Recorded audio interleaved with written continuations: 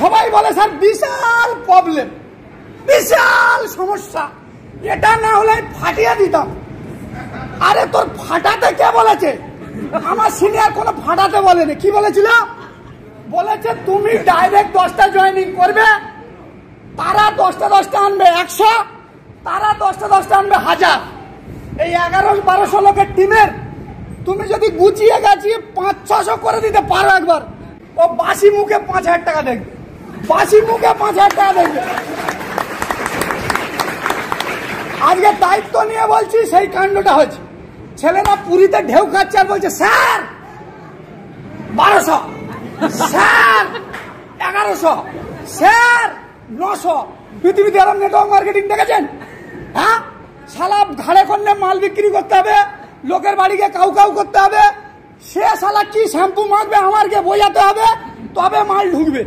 আর আমরা এখানে এসি রুমে বসে ওখানে গিয়ে 4 বার করে ঢেউকে আসতে শুধু মাল ঢুকবে, শুধু মাল ঢুকতেছে। জয় বঙ্গবন্ধু।